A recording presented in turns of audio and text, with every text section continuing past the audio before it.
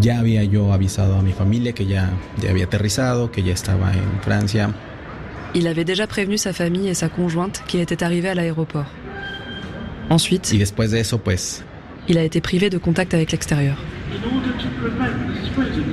Moi, je m'appelle No, ou Nausicaa Price. J'habite à Angoulême et là, on est en tournée du coup avec Antoine depuis 3 jours pour faire écouter le documentaire Enfermé nulle part, qui est un documentaire sur lequel on a travaillé pendant ces 3 dernières années. Et moi, c'est Antoine Boujard, j'habite en Dordogne. Et oui, ça fait 3 ans que je travaille avec No sur ce documentaire Enfermé nulle part. Et du coup, là, on a fait une tournée en Normandie. C'est le dernier jour en Normandie. Et puis demain, on va en Ille-et-Vilaine, en Bretagne, pour diffuser à Rennes et à Fougères. Enfermé nulle part, un documentaire d'Antoine Boujard et Nausicaa Price. Alors c'est un documentaire qui s'appelle Enfermé nulle part, il dure 54 minutes et il est diffusé sur la radio-télévision suisse, donc en accès libre. Et c'est un documentaire qui parle des zones d'attente, qui sont du coup des zones d'enfermement aux frontières françaises, au niveau des aéroports, des ports et des gares internationales. Donc dans ce documentaire, nous on a été en partenariat avec une association qui intervient dans ces lieux, qui s'appelle l'ANAFE. Donc on a enregistré des permanences de bénévoles par téléphone qui arrivent à joindre des gens enfermés dans ces zones-là pour leur donner des informations et leur donner accès à leurs droits. On a aussi joint par téléphone des gens qui étaient directement enfermés et on a mené une composition électroacoustique qui accompagne le documentaire. Ce sont un peu les 3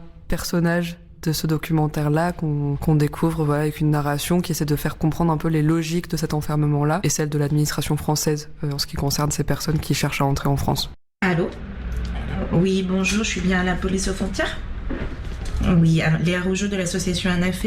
Je vous appelle afin de savoir si vous avez des personnes maintenues en zone d'attente aujourd'hui. Non, personne ? Merci beaucoup. Au revoir. Oui, bonjour madame, c'est l'ANAFE. Je vous appelle pour vous demander si vous avez des personnes maintenues en zone d'attente à Nice. Ok, merci. Au revoir. Oui, bonjour, excusez-moi de vous déranger, je m'appelle Nicolas, je suis bénévole à l'ANAFE. Je vous appelais pour savoir si des personnes maintenues en zone d'attente. Je vais quand même revenir un peu sur la jeunesse parce que ce documentaire-là, on l'a fait parce que nous, à la base, on a été militants à l'ANAFE. L'ANAFE, c'est l'Association nationale d'assistance aux frontières pour les personnes étrangères. Donc on a été militants, No est devenu documentariste après, moi j'étais déjà documentariste, mais quand je suis rentré dedans, je me suis dit qu'il fallait raconter ça. Mais tous les deux, on voulait pas le raconter tout seul, du coup on s'est mis à 4 mains pour pouvoir le faire mieux. L'ANAFE, c'est une association qui est basée à Paris. C'est l'association qui travaille sur les zones d'attente. Son volet principal, c'est le plaidoyer pour dénoncer ce qui se passe dans les zones d'attente. Mais pour le plaidoyer, il est nourri par des actions de terrain. Des actions de terrain qui sont de 3 types. Il y a les permanences téléphoniques, donc c'est l'accès aux droits par téléphone pour les personnes qui sont placées en zone d'attente, mais aussi pour les proches des gens qui sont placés en zone d'attente. Enfin il y a différents interlocuteurs pour les bénévoles qui font ces permanences-là. Il y a les permanences en présentiel, mais qui ont lieu que à Roissy, parce que Roissy c'est la grosse zone d'attente où la plupart des gens sont enfermés. Donc l'ANAFE a un bureau là-bas pour faire de l'accès aux droits pour les gens qui sont à Roissy. Et le 3e volet, c'est les visites. Donc, mais il n'y a pas que l'ANAFE qui fait ça. Il y a 11 associations qui ont chacune 10 cartes de visiteurs pour des militants qui peuvent aller visiter de façon inopinée les zones d'attente.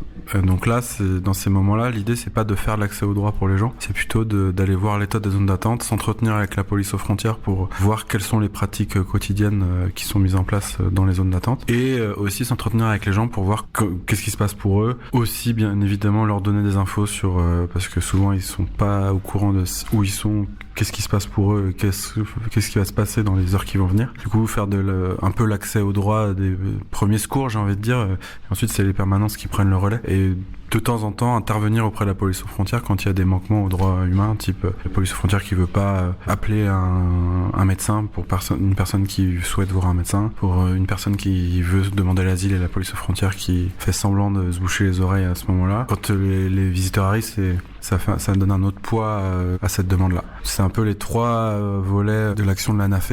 Et c'est une association qui tient à peu de gens, hein. C'est 5 salariés. Du coup, il y a 110 visiteurs qui sont sur les différentes associations qui sont autorisées. Et les gens qui font les permanences juridiques, c'est 15 personnes maximum, quoi. Alors, après, ça tourne régulièrement, mais il n'y a jamais énormément de gens dans ces endroits. Eh ben, très bien, merci. Au revoir. T'as appelé parti là? Je remonte doucement, mais Ok. sûrement. Je suis à Toulouse. Il y a sans Il y a trop de personne, du coup surprise, il y a personne jusqu'à Toulouse? L'ANAFE milite pour qu'il y ait des permanences d'avocats en zone d'attente et donc milite pour ne pas avoir à faire ce qu'elle fait en ce moment, c'est-à-dire de l'accès au droit mais un peu bâclé parce que c'est par téléphone très souvent. Enfin bâclé, les bénévoles vraiment mettent tout leur cœur mais dans des conditions qui sont pas du tout optimales pour donner un accès à des droits. Bienvenue à la police aux frontières de Modane. Veuillez patienter, nous allons traiter votre appel. En cas d'urgence, bien vouloir composer le 17. Voilà, pour dire que l'ANAFE en fait milite presque pour ne plus exister, pour qu'en fait il y ait des gens qui fassent ça et pour que les zones d'attente en fait ce soit un espace qui n'existe plus comme il l'est aujourd'hui en tout cas, qui atteint les droits des gens en fait. Oui, bonjour, Charlie Troncil de l'association ANAFE. Je voulais savoir si les personnes étaient maintenues en zone d'attente. 4 personnes. D'accord. Ce serait possible d'avoir leur nom, leur date d'arrivée, d'où ils viennent et leur nationalité? Alors, les zones d'attente, c'est surtout un concept juridique. Donc, il y en a 104 quand même, c'est quand même des lieux. Hein. Il y en a 104 en France, donc sur des zones aéroportuaires, portuaires et des gares internationales. Et ce sont des zones dans lesquelles sont enfermées les personnes qui n'ont pas droit d'entrer sur le territoire français. C'est pas le droit, enfin, c'est le droit français qui s'applique, mais pour une zone qui n'est pas le territoire français. Donc, c'est un droit particulier du Code des étrangers en France. La police peut les enfermer jusqu'à 20 jours. Et il y a toute une logique juridique administrative qui se joue avec des passages devant le juge des libertés de la détention au 4e jour et au 12e jour, avec une possibilité de demander l'entrée sur le territoire au titre de l'asile pour les gens, mais c'est pas du coup une vraie demande d'asile, c'est un peu une pré-demande, et avec des lieux physiques très différents. Donc la plus grosse zone d'attente en France, c'est celle de Roissy-Charles de Gaulle, où il y a entre 50 et 120, 130 personnes qui sont enfermées tous les jours. Mais il y a des zones où il y a assez peu de personnes qui passent, mais quand même des personnes qui passent. Voilà, et ça peut être une pièce fermée à côté de la police aux frontières de l'aéroport, ça peut être une pièce et puis les gens vont dormir le soir dans un hôtel qui est à côté, où les poignées intérieures sont enlevées, où la police garde la porte. Enfin voilà, en fait, il y a beaucoup de situations différentes. Enfin voilà, il y a des conditions différentes de détention, mais la zone d'attente, c'est avant tout en fait, les gens ont accès à la même logique en fait administrative. Fue en marzo, fue el 26 de marzo, si no mal recuerdo. Joshua a voyagé le 26 mars. Nos conocimos en México, comenzamos una relación. Il a connu Amandine au Mexique. Après 2 ans de relation et plusieurs allers-retours d'Amandine, ils ont planifié la venue de Joshua en France. Se me permitió abordar, ellos vieron que cumplía con todos los requisitos y llegué a Francia. Quelques mois plus tard, il est arrivé à l'aéroport Roissy-Charles de Gaulle. Dans le documentaire, à un moment donné, moi ça m'a marqué, quand je l'ai entendu, c'est vraiment une personne qui s'exprime et qui dit mais il y a personne qui est blanc ici, il y a aucune personne blanche. Et de ce qu'on comprend, c'est que c'est très arbitraire de choisir qui rentre ou qui ne rentre pas sur le territoire. Est-ce que vous en savez un peu plus? Qu'est-ce qui fait qu'on ne rentre pas sur le territoire français? Les motifs de refus d'entrée sont les garanties de représentation. Donc pour faire très court, c'est quand il manque un papier, une assurance, un billet d'avion retour, une attestation d'hébergement ou un relevé de compte mentionnant une somme minimale que la personne devait avoir. Il y a le risque de trouble à l'ordre public. Donc là, en fait, tout ça, c'est aussi Après, les autres, c'est plutôt des catégories dans lesquelles on peut mettre des choses. Du coup, trouble à l'ordre public, il y a vraiment tout et rien qui peut être mis dedans. Du coup, c'est là que l'arbitraire se joue. L'arbitraire, il se joue sur les autres trucs de garantie de représentation parce que ces garanties de représentation ne sont toujours pas vérifiées de façon aussi stricte à chaque fois. Donc, il y a des gens qui, des fois, passent très bien et puis un jour, ils ont exactement le même papier, mais le policier fait un peu de zèle et du coup, il est placé en zone d'attente ou elle est placée en zone d'attente. Et après, pour les catégories, le trouble à l'ordre public, oui, ça a été très utilisé pendant le Covid pour refuser les gens. Ce risque terroriste, cette psychose générale, c'est souvent mis en avant. Mais c'est surtout qu'en fait, quand les policiers cochent trouble à l'ordre public, ils expliquent pas aux gens ce qu'il y a derrière. Donc les gens ont l'impression d'être pris pour des terroristes, mais en fait, on n'en sait trop rien de la réalité derrière. Du coup, c'est aussi l'espèce de non-information de ce qui se joue pour ces gens-là. Mais c'est un peu complexe, parce qu'il y a plein de choses différentes. Mais tout ça, la police parle de risque migratoire. Donc c'est la force des contrôles qui sont mis en place sur les différents vols, sur les différents trains, sur les différents avions, dépend de circulaires qui parlent de risque migratoire. Donc c'est profondément raciste comme façon de voir les choses. En fait, clairement, les personnes qui sont contrôlées drastiquement comme ça, c'est pas des personnes blanches. En tout cas, c'est beaucoup moins des personnes blanches et c'est très très très très rare de voir une personne blanche en zone d'attente.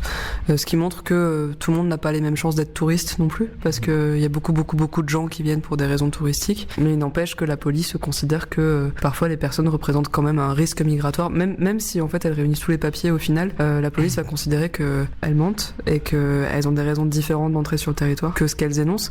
Et du coup ça, en tout cas là je donne mon opinion, c'est très grave parce que ça ouvre la voie à toute légitimation d'interprétation de la part de la police aux frontières. Et ça, c'est voilà, et ça, il y a pas de barrière à ça en fait. Et à partir du moment où on est dans un espace où la police a tous les pouvoirs, où le cadre légal de protection pour les gens est très très faible, ça ouvre la voie à ce qu'on peut entendre dans le documentaire, c'est-à-dire des atteintes très très grandes aux droits humains. La dernière raison du refus d'accès, c'est la police peut contester la véracité des documents. Donc là, c'est la police peut décider que ce document-là est faux. Après vérification, que le document soit véritablement faux ou vrai, les personnes ne sortent pas nécessairement de zone d'attente. Dans le documentaire, il y a une femme qui est rentrée parce que la police disait que son visa était faux. Il a fallu qu'elle attende 4 jours de passer devant un juge en affirmant qu'elle était enceinte et pas en mesure de rester enfermée en zone d'attente pour qu'elle soit libérée de zone d'attente. En fait, pour être libérée de zone d'attente, il faut montrer patte blanche devant le juge pour pouvoir prouver par A plus B que plus C plus D plus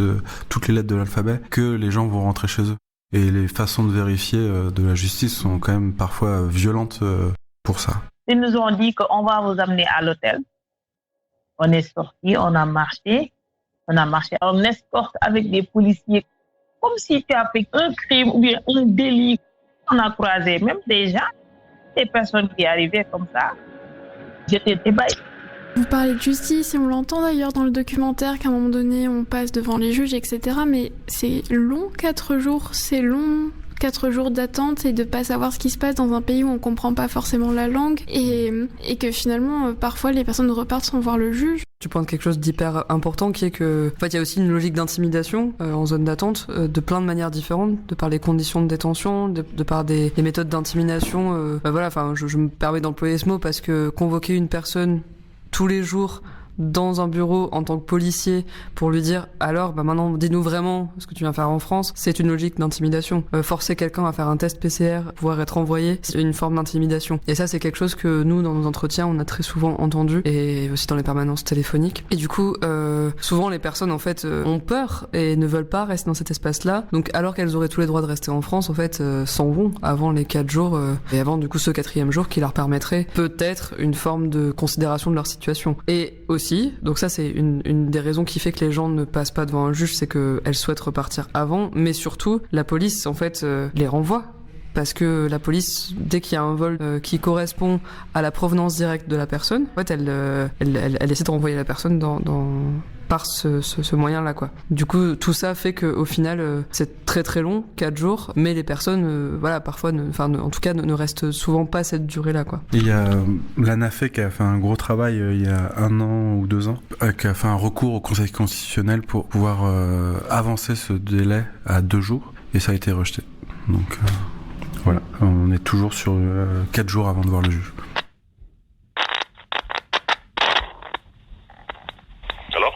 Hello, do you speak French? No, Sudanese, no. Okay, you speak English? No. No. Somebody speak English around you? Or French? Qu'est-ce qu'on peut faire, nous, en tant que citoyens, citoyennes, en plus que s'informer ? Il y a plein de choses à faire.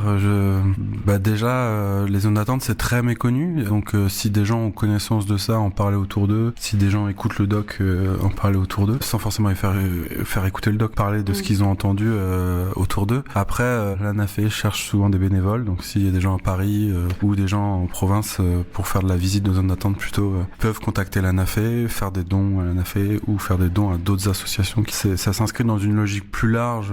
Il y a plein d'associations qui travaillent sur les droits des étrangers qui méritent d'être soutenues. Et il y a aussi, quand on voyage dans un avion et qu'on voit des policiers venir placer quelqu'un dans un avion, il y a la possibilité de faire du grabuge pour que l'avion ne parte pas avec cette personne et que le pilote demande à ce que la personne sorte. Donc se dire que quelqu'un qui arrive entre les mains de la police qui est placé dans un avion, c'est pas normal et que ça ne doit pas exister et le signifier. identifier, c'est quelque chose que les gens peuvent faire. Et j'avais jamais pensé à ça, mais je pense que quelque chose qui m'a moi beaucoup marqué dans notre tournage avec Antoine, c'est le passage devant le juge. Et ce qui est marquant, c'est qu'il y a personne, à part les membres de famille, des gens ou les administrateurs et administratrices ad hoc pour les mineurs isolés qui sont en zone d'attente. En fait, il y a absolument personne qui va voir ce qui se passe, alors qu'il y a un droit de regard citoyen et citoyenne, enfin pour les citoyens et les citoyennes sur ce qui se passe. Et moi, je dirais que c'est quand même une forme d'action que d'aller voir ce qui se passe et en n'étant pas membre de l'ANAF, et que en fait ce droit de regard qui normalement il y a dans tous les tribunaux, en tout cas de grande instance comme celui de Bobigny, en fait ce droit de regard il peut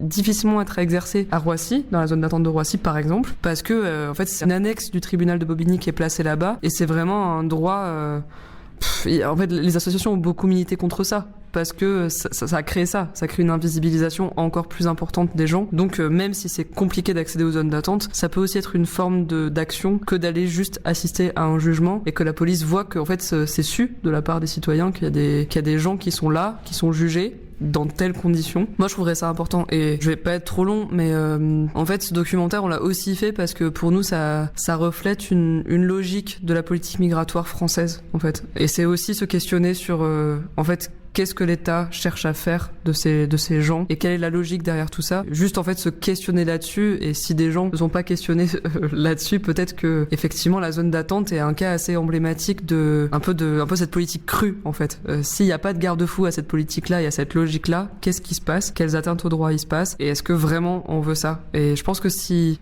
juste se questionner là-dessus, je pense que c'est pas mal, ne serait-ce que pour des logiques d'action dans d'autres domaines en France, avec des personnes qui sont sur le territoire ou quoi. Le plus de temps je passe sous le contrôle policier, le plus mon opinion change. Petit à petit, je commence à voir comment le rapport de force se présente avec... voilà. En fait, on veut pas que tu sors d'ici. Comment on crée une narration sur quelque chose qui est fait de beaucoup de témoignages, et sur quelque chose d'extrêmement vivant, sur parfois 4 jours, parfois beaucoup de témoignages. Des fois, nous-mêmes, on se demande un peu comment on en est arrivé là. Hein. Enfin, en tout cas, moi, des fois, quand je vois la session de montage, je me dis, waouh, c'est quand même... C'est un documentaire qui est fait de beaucoup de petits morceaux qui sont agglomérés les uns aux autres pour raconter une histoire qui est un peu plus grande. Et du coup, ça a été un long travail. On avait beaucoup de rush d'écouter, retranscrire, réécouter, discuter. Parce qu'on est deux, donc il y avait ce truc de pas imaginer les choses chacun de notre côté, mais les imaginer ensemble. Et du coup, ce travail de dérochage, d'écoute et de voir qu'est-ce qu'il y a dans les mots, qu'est-ce qu'il y a dans la force du son, au-delà des mots, de la situation, tout ça. Ça a été un travail de base qui a permis de mettre les fondations pour construire le projet commun. Après, comment on construit une narration avec tout ça, on avait tout de suite envie qu'il y ait l'ANAF et les permanences téléphoniques qui soient là. En fait, le documentaire est une espèce de tentative de communication entre l'intérieur et l'extérieur constant. Et du coup, c'était ça l'idée de base, c'est de maintenir une tension autour de ce fil qui est de téléphone, qui est le seul moyen de communiquer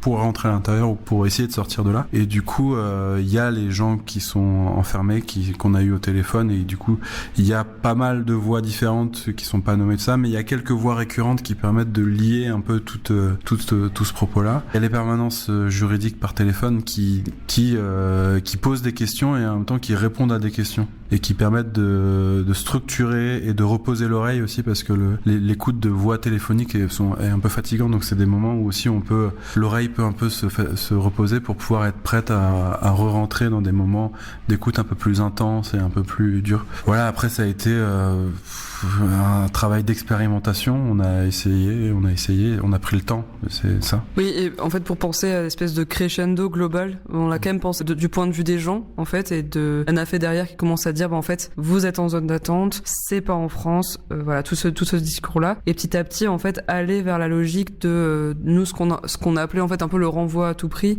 qui était de dire en fait ok, il y a des moyens d'action, en fait au final la logique reste le renvoi. Et pas le respect des droits des gens, et pas le fait de les faire libérer en fait, et que ça c'est très difficile. Et du coup petit à petit on a aussi fait rentrer le personnage de la zone d'attente que nous on avait pensé comme étant la composition électroacoustique, qu'on entend un tout petit peu au début et qui petit à petit prend de plus en plus de place. Et ça pour nous c'était important, c'est une manière aussi d'exprimer notre point de vue en fait. Pour nous c'est ça la zone d'attente, et elle représente un système, et même si ça paraît un peu gros et peut-être un peu trop militant, j'en sais rien, en tout cas c'était cette espèce de machine derrière avec des sons son d'avion, de téléphone compliqué, qui en fait prend de plus en plus de place et un peu engloutit les gens. En fait, c'est un grand crescendo avec à l'intérieur quand même 4 parties qui nous ont aidés à construire, quoi. D'abord, il y a une partie centrale qui pour nous fait un peu pivot, qui est le passage devant le juge, qui est en fait l'espoir qu'on donne aux gens de pouvoir être libérés, mais qui en fait s'avère être un passage compliqué, un peu incompréhensible pour les gens et qui amène à très peu de libération. Voilà un peu comme on l'a pensé. Pourquoi c'est important de garder une trace des voix ? En fait, dans la voix, il y a les émotions des gens et il y a leur vécu. Et en tout cas, avec notre médium de travail, notre médium radiophonique, on trouve ça très important d'avoir des témoignages directs. Et on se sentait pas, même si ça a été compliqué parfois en termes de qualité sonore d'enregistrement, en fait, on trouvait que ça signifiait quelque chose et que parfois, le médium qui nous sert à communiquer avec les gens, il est hyper significatif. Et juste faire entendre des voix de gens directement enfermés, pour nous, ça avait beaucoup de poids, beaucoup de sens, plutôt que de parler au passé de gens qu'on a eu au téléphone. Et voilà, en fait, donner une présence aux gens avec leur propre voix, quelle que soit la qualité avec laquelle on a pu l'enregistrer, c'était super important. Et surtout, les gens étaient d'accord pour le faire, donc parfois, il y avait aussi une envie de témoigner, qu'on a envie de respecter, en fait, aussi. C'est des gens qu'on n'entend jamais, du coup, nous, au départ, on avait vraiment peur de pas réussir à avoir de la voix des gens de l'intérieur. Et du coup, quand on a compris qu'on allait pouvoir le faire, on était content, quoi. En fait, on s'est dit que là, le documentaire, il allait pouvoir exister dans sa pleine force et de rendre hommage aussi à toutes ces luttes. Enfin, c'est clairement des gens qui sont en lutte, les gens qui sont à l'intérieur pour pouvoir sortir et donner à entendre ça, c'est absolument nécessaire, quoi. Et moi, je pense que c'est très important de rencontrer directement des gens qui n'ont pas des situations qui sont comme les nôtres. Et je trouve que le son et le témoignage direct, c'est une manière de rencontrer aussi. Et d'être un tout petit peu avec les gens. Et pour moi, ça a beaucoup de force de faire ça. Pour moi, ça crée de la rencontre, en fait, d'une certaine manière. Et je pense que c'est pour ça que j'aime faire de la radio aussi. Allô ? Vous êtes parti vomir ?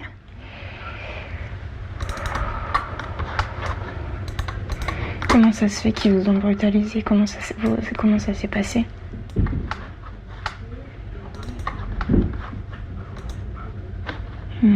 Normally, if you want to, you have the right, and if not. Le documentaire, il est en ligne sur le site de la Radio Nationale Suisse. Il suffit de taper Enfermé nulle part. Il est en podcast. Il faut pas hésiter à le partager, le télécharger, l'écouter, le partager. Et puis nous, on aime bien le diffuser aussi en séance d'écoute publique. Du coup, c'est un moment où on écoute tous ensemble. Et après, on discute de ce qu'on a entendu parce que c'est un documentaire qui explique pas tout. Donc, c'est aussi bien derrière pouvoir collectivement en discuter. Et pour nous contacter, dit aux gens de contacter Pieds Nus, qui nous ont accueillis ici ce soir, et que Pieds Nus pourra les rediriger vers nous. Et je pense qu'aussi que pour des diffusions, si c'est plus simple, on peut contacter l'ANAFE aussi et dire on aimerait bien organiser une diffusion chez nous, et l'ANAFE saura très bien vous rediriger vers nous, en tout cas pour organiser ça. Bonjour, je m'appelle Stéphanie. Je me permets de vous appeler. C'était déjà pour savoir comment vous alliez. Ça va ?